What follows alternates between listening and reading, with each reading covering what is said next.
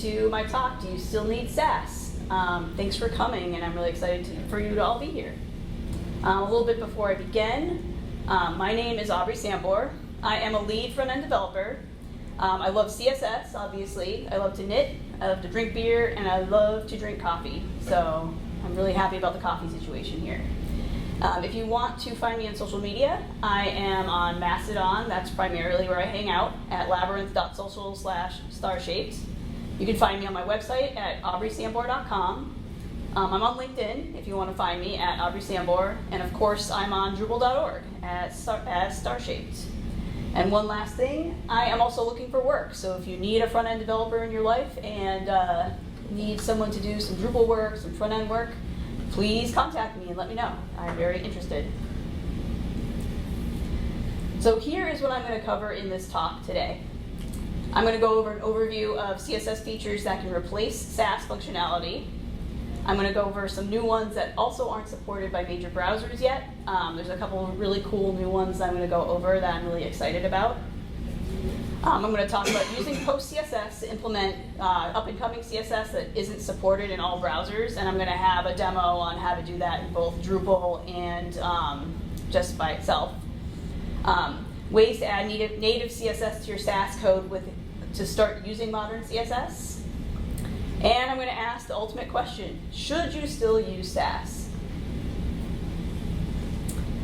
So what can native CSS do today? This is going to be a big chunk of my talk because this is going to talk about the things you were probably using in Sass that you don't need to use anymore because native CSS does this. Some of this has been supported for a long time, and some of this is kind of newer to the CSS ecosystem. So again, if you're wanting to move away from Sass, here are some things that native CSS can do right now. And the first one, and this one's been around for a long time, or I guess a long time, 2016 is a long time now, is custom properties. And these can be used in place of Sass variables. Custom properties are also known as CSS variables. You've probably heard that term thrown around a little bit by them. And the syntax they follow is you do 2 dashes, my nifty variable, and then when you want to call it within your code, within your CSS, you have to do var with parentheses with that dash variable inside. And since they aren't compiled into CSS like Sass variables are, you can change these on the fly using JavaScript. And I'm going to have an example of that on the next slide. And these can't be used as a media query variable. That is the biggest downside to using custom properties because you'd want to use them as your media queries. So you're not typing the same number over and over again. But I'm going to talk about this later when I get to the post-CSS section. So here is an example of how you can use custom properties. Are you able to see this, or should I make it bigger? I can make it a little bit bigger. I'll make it a little bit bigger. Yeah. Let's see. All right, how's that? Good. Yeah. Yep. It's always hard to kind of determine, like, how is this going to look? But this is an example of using custom properties and JavaScript to change a color on the fly. This is something you can't do in Sass right now because, again, when you're writing Sass, all the variables are compiled and you can't change them after the fact. But you can with custom properties.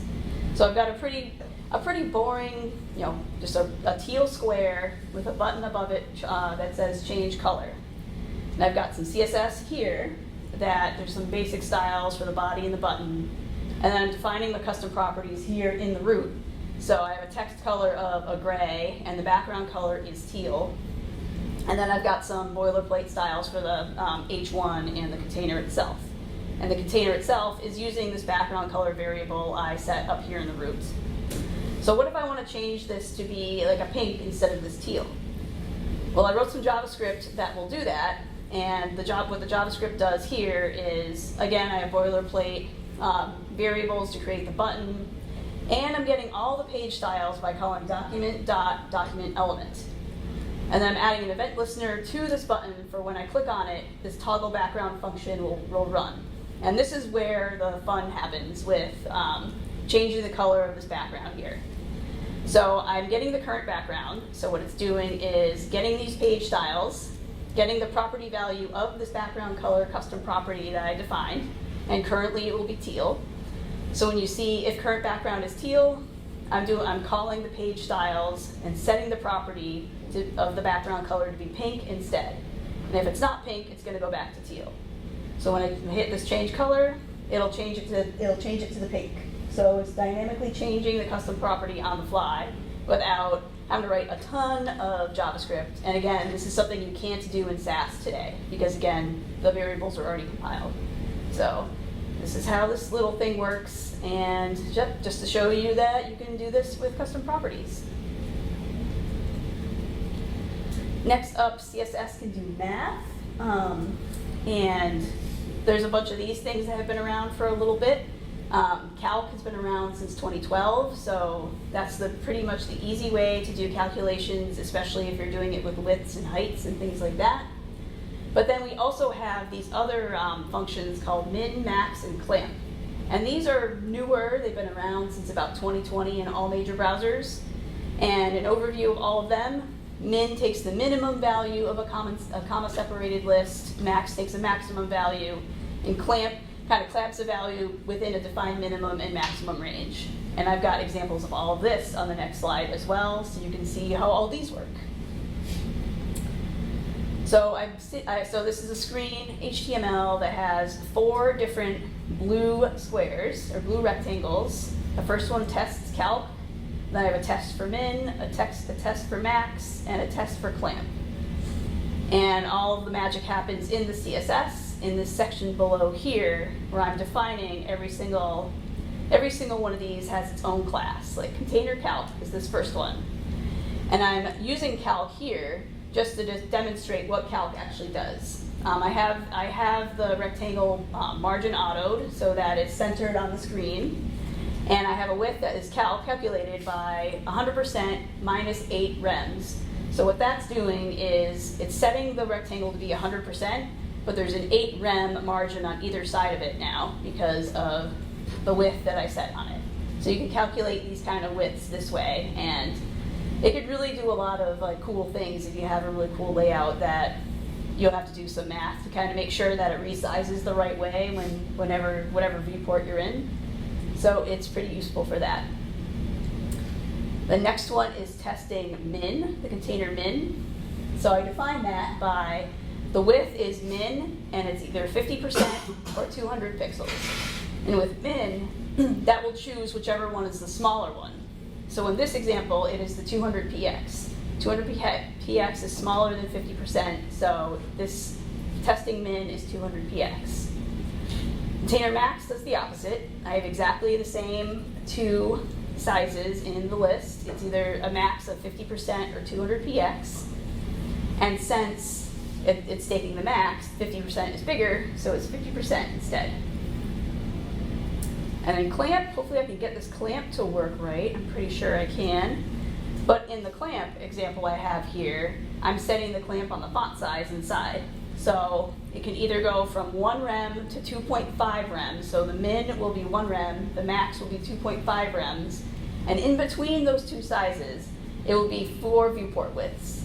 So if I try to resize this page, hopefully on this resolution, you'll see that the testing clamp font size will get smaller. And you can see it is getting smaller. And then if I do this, it gets bigger. So clamp does that, and it's really good with responsive design where your text size will resize depending on the viewport width. And it's just with viewports, not with the container widths and things like that. So that is a really cool thing to do in case you want to do that. I use it for a lot of typography on my personal sites. So yeah, it's pretty cool. Next up, I'm going to talk about a couple new color functions that you can use in Sass or in native CSS that you could do similar things in Sass, but now you can do it natively in CSS, and I really like that a lot. I don't know if any of you remember, but I did a talk a couple of years ago talking all about color in CSS, so if you want to ever watch that, there's probably a video of it on my noticed, and so you can take a look at that there. But for color functions, first, I'm going to go over color mix, and this one's been around for a little bit. It's supported in all major browsers, and you can use this instead of Sass's mix function. I'm not sure if a lot of you have used mix, but you can use color mix now instead natively. And you can add the percentage of the mix can be added to both values in color mix, both or all. Well, Sass mix only takes 1 percentage value. And an example of color mix here is you call color mix, you provide it a color space. You can just stick with sRGB for now if you're not using anything like OKLCH or anything like that. And what this is doing is I have 85% pink and it's mixing it in with white. And I feel like that's a really good use case for color mix, is to mix colors with either white or black to kind of lighten or darken your color scheme, so that you can have a design system with a bunch of different colors and things like that. So I think this is a really cool function that's been supported for a while. And if you're looking to do that kind of work with color, this is a good one to use. And unfortunately, you can't use a custom property in Sass color functions if you're wanting to mix both custom properties and Sass variables, because the Sass variables compile at runtime, while custom properties will compile when they're used. So if you try to call color mix using a CSS custom property, it won't work. And you'll see that a little bit in this example that I have here. So right now I'm showing an example of a background color using both Sass's mix function and the CSS color mix function. You can see they both look the same. They're using very similar functionality here. And inside of my CSS, I've got all my variables defined here. I have the main color and the mix color in the root as custom properties. And then I have main color and mix color as Sass variables. And Sass variables are defined with the $sign. And so I have the two different container CSSs. The first one is using the color mix function in the RGB color space. And the main color is the pink, so it's 15% pink. And then the rest of it is a mixed color of white. So I defined them up there. And then the container Sass, I'm just using mix, main color, mix color. And I've got some comments in here that says, this below won't work when custom properties compile when used. So if you're doing something like this background of mix, which is Sass's function, and you're passing in the custom properties, this won't work because, again, the custom properties are defined in real time. So if you're wanting to use Sass's mix function, this is one area where you still have to use Sass variables. So it's a little confusing to use them both together, but for the most part, you can interchange them. But when you're using this Sass mix function, you can't do that. Oops. Another color function that is really cool, and this one's a little bit newer than color mix, and this one I think has just recently been supported in all major browsers. This is another way to update your colors to kind of have a relative. It's another way to do your colors to change them relative to another color. You pass this function an origin color, and it splits it into 3 color channels. And so you can use a bunch of different color spaces for this. So in my example here, I'm using OKLCH, which is one color space. There's also like RGB and HSL. There's color spaces like that. So in my example here, I have OKLCH from purple, which is my origin color, and I'm splitting it up into the 3 different channels that OKLCH has, which is the lightness, the chroma, and the hue. So if I want to change any of those, in my example I have in a little bit, I'm changing the lightness of the purple. You can do this really easily by not having to redefine everything, because you can just do some math properties on the 3 channels that you define here. And my example here is that I have 5 different containers that just have purple backgrounds, and they're all using the purple, and they're all using the relative color syntax. So here, I'm just defining the background color of purple, and then I have 5 divs, and I'm doing the nth child of each one of these, and setting the lightness to be, this one is +30, this one is +15, this is the original, and then this one's -15 in lightness and -30 in lightness, so they're all getting darker. So you can establish a color pattern this way by using this relative color syntax. So you don't need Sass to do this. You can do this in native CSS today in all browsers. And I'm using Vivaldi as my browser, which is based on Chromium, so all of these are definitely supported in Chrome. Another one that you use a lot is nesting. That is a really big feature in Sass, and why a lot of people are probably still using Sass today. But this is fairly new. It's been supported in all major browsers since 2024. It works identical to Sass nesting except for these three things, and I've got an example of all three of these in the coming slides. Sass and CSS interpret nested code in different ways.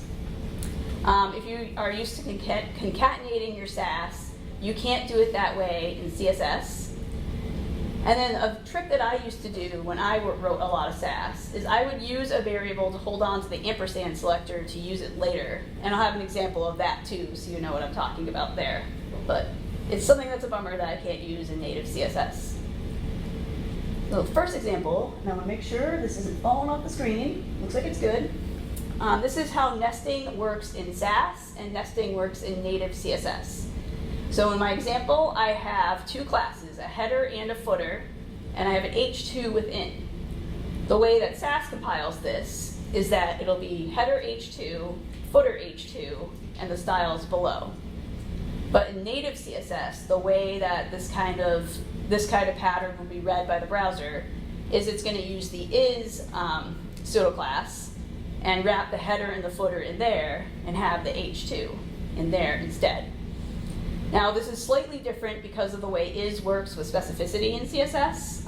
Is will take the most specific selector in here, and if you don't know what that means, it means if there is an item in here that has a higher specificity, like say header is an ID instead of a class, that means this whole selector will have the specificity of an ID, and a specificity of an ID is really, really high. It's really hard to override IDs. So you just need to be careful with that if you're used to how Sass writes, how Sass compiles as opposed to how native CSS would compile the same thing. Next up is concatenation in Sass. So I know I've worked on some projects in Sass, especially using BEM, that I would write my CSS this way, where I'd have a main content, and inside I'd have ampersand underscore underscore header or ampersand underscore underscore footer. And then this would compile to main content header and main content footer. You can't do this in native CSS, which I don't have a problem with because I don't really like this pattern in Sass. It's a little hard to like when you're just trying to scan your code, trying to find your selectors. I don't prefer this syntax, so I'm not super unhappy that native CSS doesn't support this. And then the last one is something I would do a lot in Sass. And this one did not cut off, yay! All right, so this is a pattern I've used in Sass before. So I have a main content class, and I want to use this main content class later on because I might have a variant, like a narrow variant of main content, and I have a header in there that might have different styles.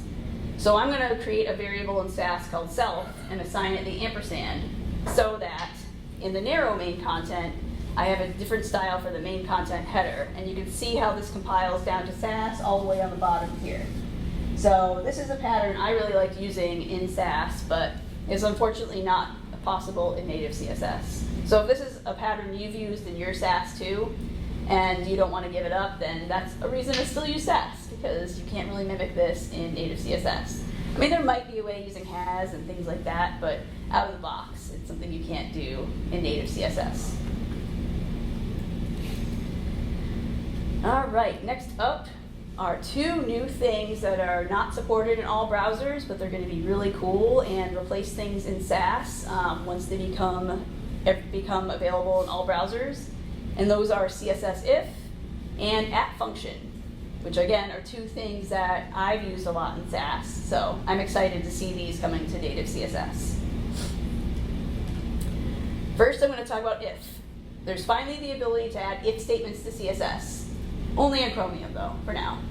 Right now, if you're using any kind of Chromium browser, you can use if, but you can only use it for these three types of queries. You can use it for media queries, you can use it for feature queries, so at supports, and you can use it for style queries.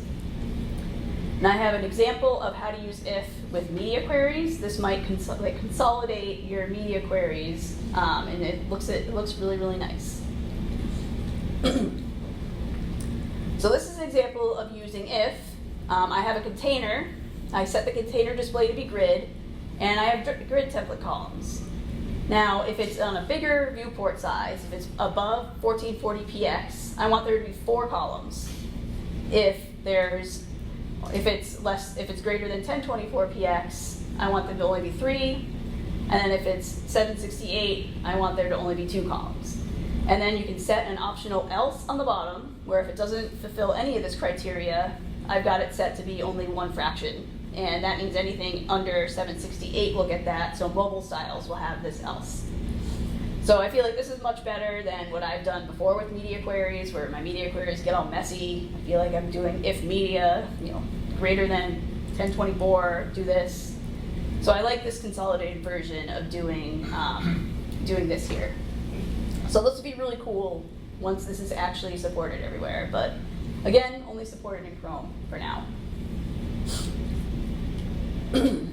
Next up is function. You can add basic functions to CSS, also only supported in Chrome. And there's some complicated kind of typing things in this at function. You can specify the data types that it's expecting and return types that it's expecting.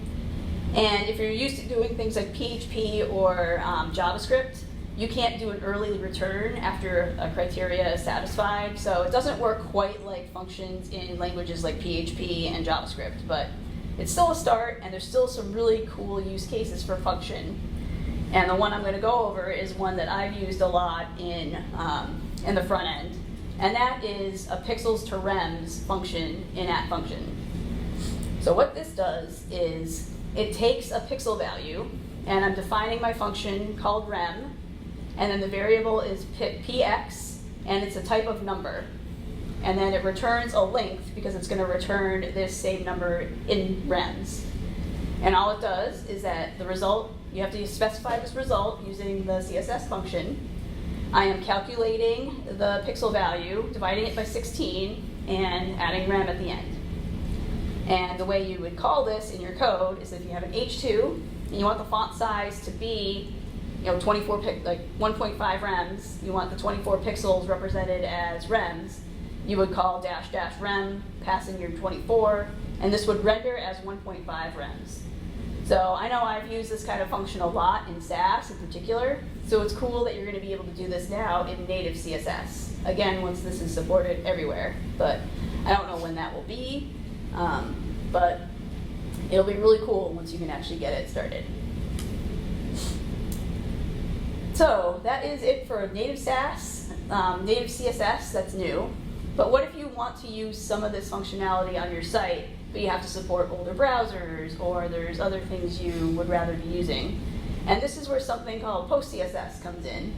And you might be familiar with PostCSS, you might be using it right now. You might have done some Drupal core development in the front end, and they use PostCSS. But I'm going to talk a little bit about PostCSS and what it can bring for you and the benefits it offers.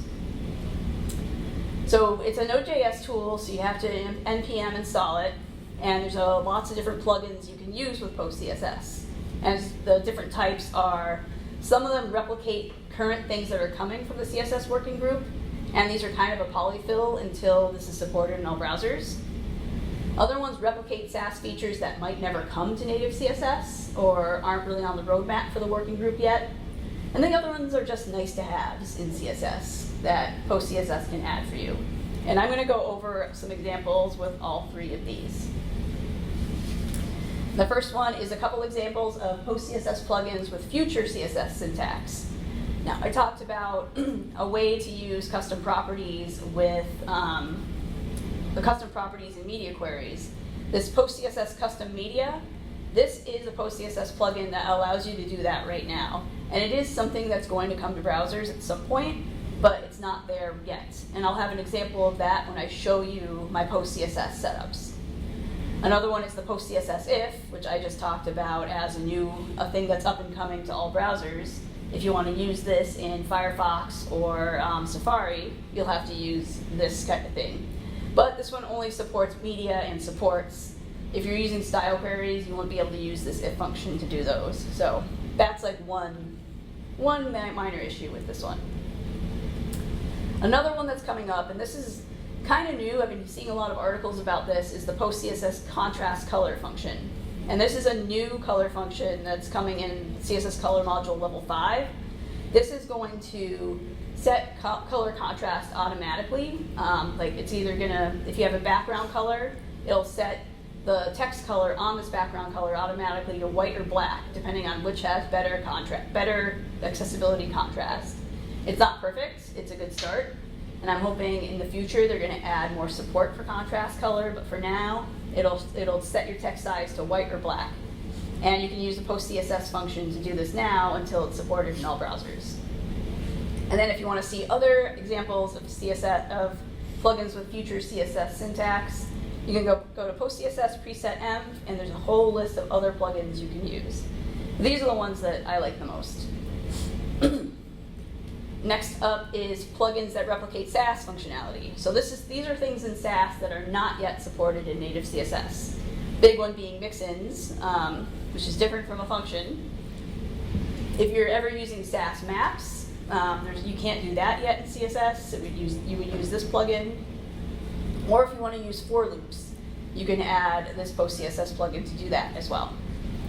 And then if you go to the PostCSS website, there are a million different plugins you can use, and they're all over the place. So if you want to see some fun ones, go there and check that out. And then the last one is PostCSS plugins with useful functionality that may not have to do with native CSS or things like that. First is CSS Nano. This is a CSS minifier. It's built on top of PostCSS.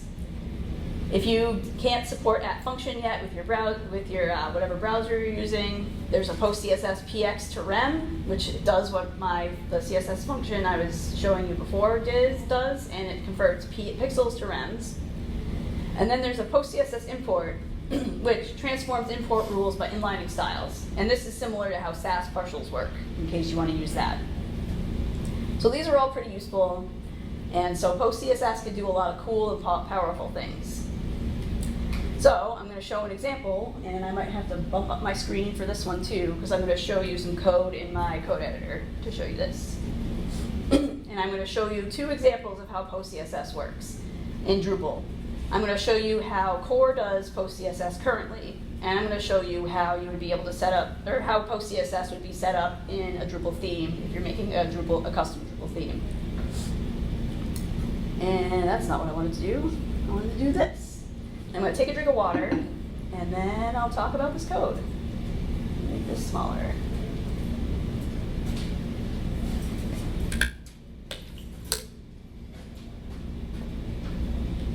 All right, so this first example I have, this is a package.json. This is Drupal core's package.json. So I'm showing you all the scripts that Drupal's package.json has. And the important ones here are this build CSS and watch CSS. These 2 things right here are what powers Drupal core's PostCSS build. And they call either a PostCSS build.js or a PostCSS watch.js. So I'm going to show you an example of the PostCSS build because that's the one that I focus more on. And is this easy to see, or should I make this bigger? Sorry about that. Probably a little bit bigger. All right, thank you. All right, one more. This is giant, so let me do this.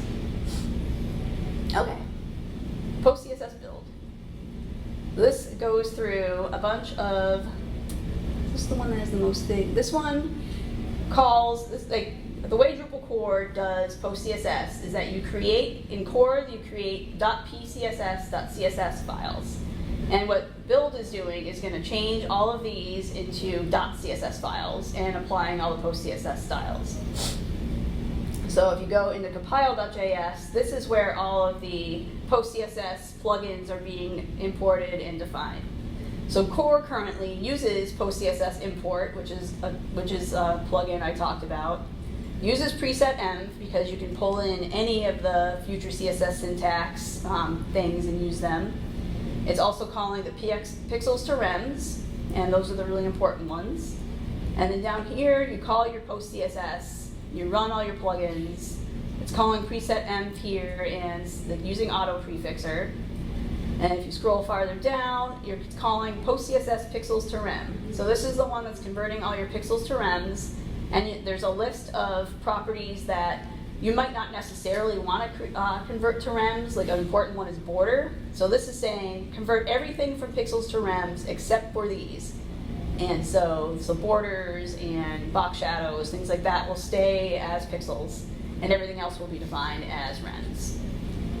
And this is an example of how this is compiled. I can go in here and do ddev yarn run build CSS. And doing this, it's processing all the files. Again, it's a little small, but you can see that it's processing all the files in core. So it's in Olivero, Claro, I think navigation. This is creating all these, going through all these pcss.css files and changing them to CSS files.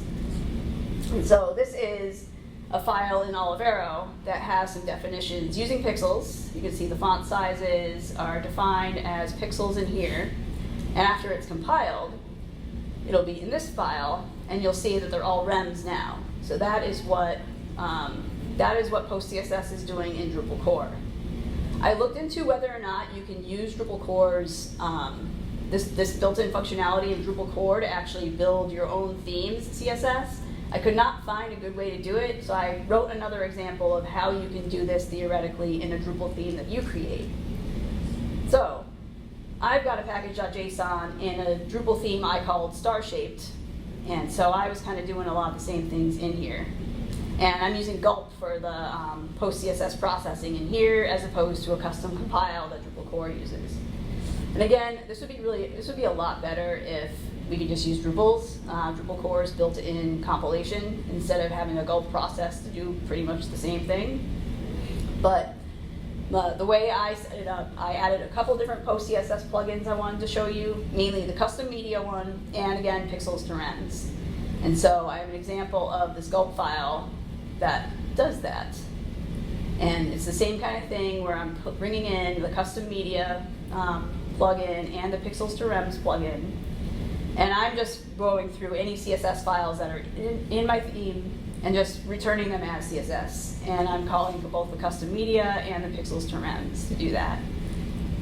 Now to run this, I'll have to switch directories. And I'll go back into my star-shaped theme here. And I'm just going to run, before I do this, this is my styles.css. And I'm defining my custom media up here. So I have at custom media with a desktop custom property, and I'm setting it to be min width of 1024px. So that's the PostCSS custom media is going to transform that one.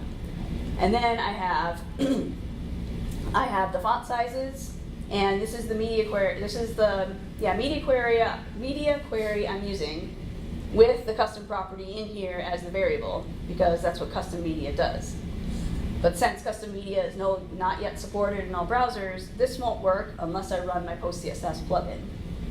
And so if I run gulp here, this should change.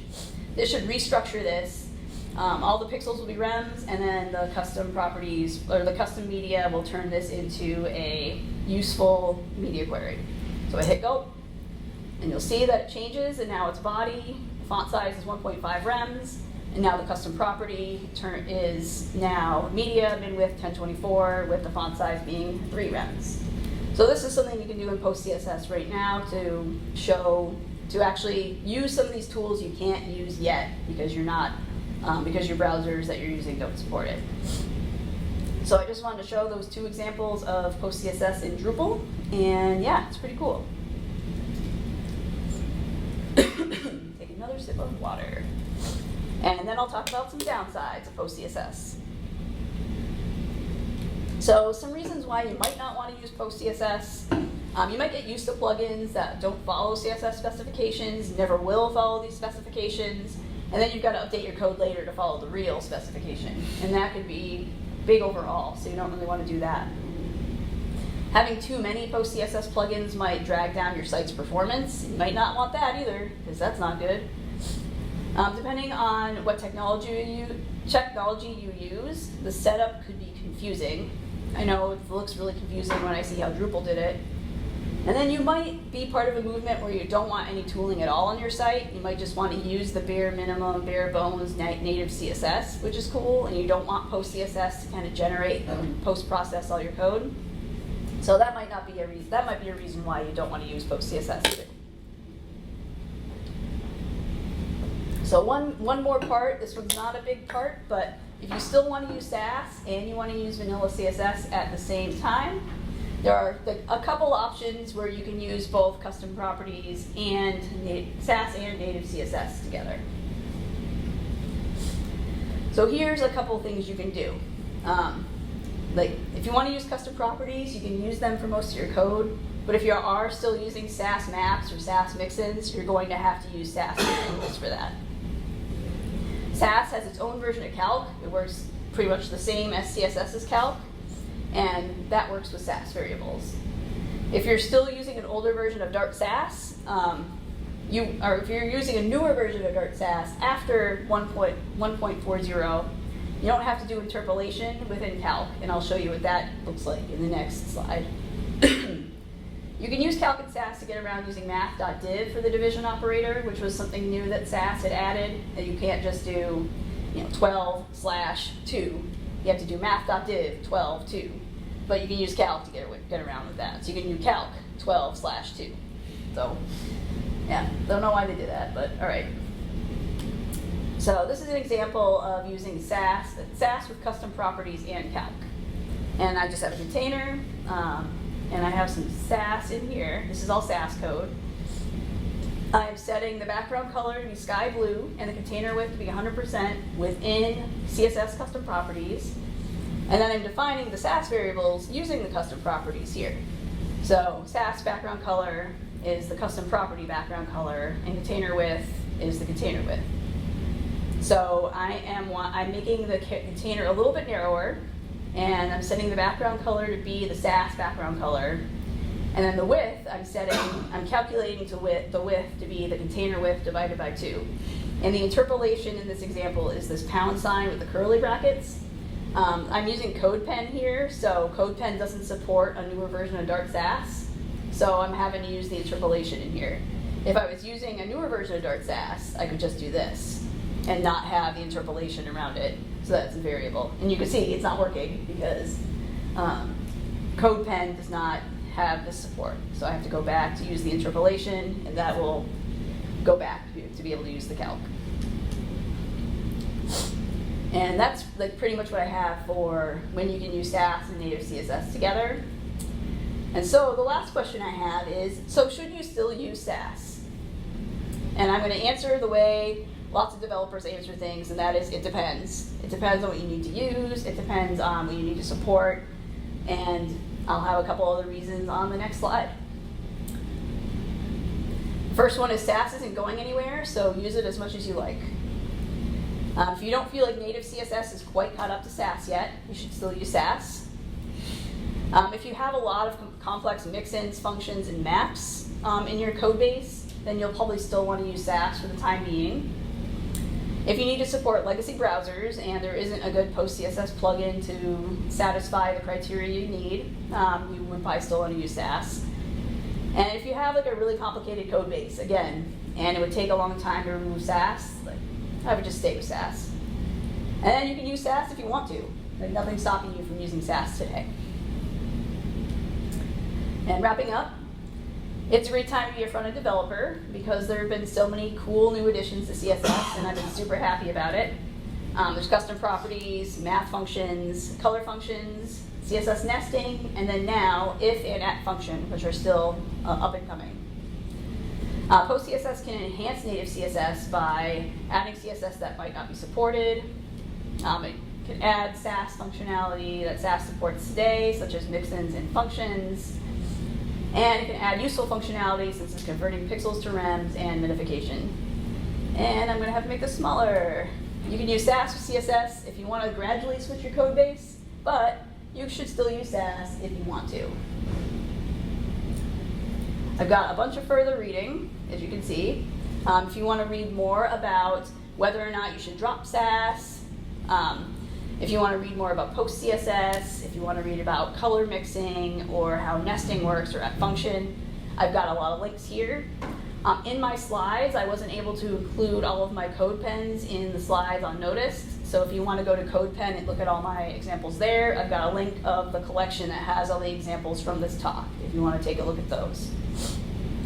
And again, here's a little bit more about me, just same information. If you want to follow me on social media, add me on LinkedIn, things like that, that would be great.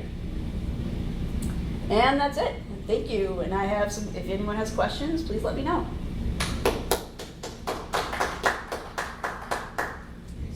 Yeah. All right, anyone have any questions? Oh, that's it then, yeah, thank you for attending.